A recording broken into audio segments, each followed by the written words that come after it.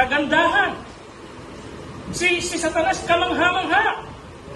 Isa sa mga pinakamataas na anghel. Sabi nga ng ibang Bible scholars, sa yung kanang kamay ng mga anghel. Pambihira yung kanyang kagandahan at kapangyarihan.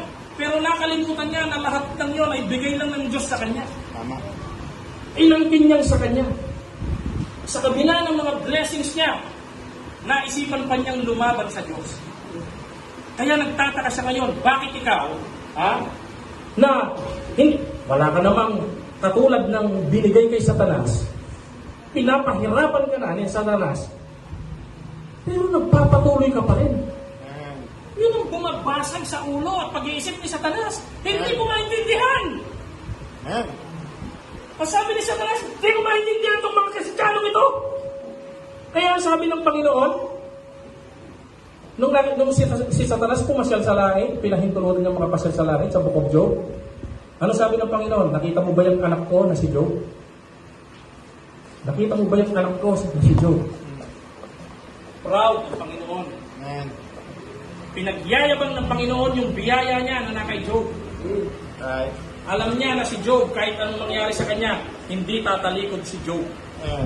Bakit? Nasa kanya yung biyaya ng Diyos na nagtatrabaho sa buhay niya. Amen. Kaya sabi ng Diablo, kaya lang yan naglilingkod sa iyo kasi tingnan mo, ganda ng buhay. Right. Sabi ng Panginoon, kunin mo lahat. Huwag mo lang patayin. Kinuha ng Diablo yung siyang niyang anak, kinuha ng Diablo yung lahat ng kanyang ari-arian, kinuha ng Diablo maging yung kalusugan niya, na binigyan siya ng piksa mula ulo hanggang talampakan.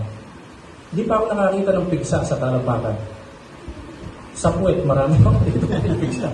Pero sa talampakan, o kaya sa palad. May nakita na kayong may piksa sa palad? Meron? O pambihira yun, ano? Si Job mula ulo hanggang lahat yun. Pati yung asawa niya, na siya na lang natira. Ewan ko ba't natira pa yun? Sabi niya, sumpain mo na ang Diyos mo, tapos mamatay ka na rin. Alam niyo ang sabi ni Job? Ang Diyos ang nagbigay. Ang Diyos ang kukuha. Amen. Purihin ang pangalan ng Diyos. Amen. Sa tingin niyo, anong reaksyon ni Satanas?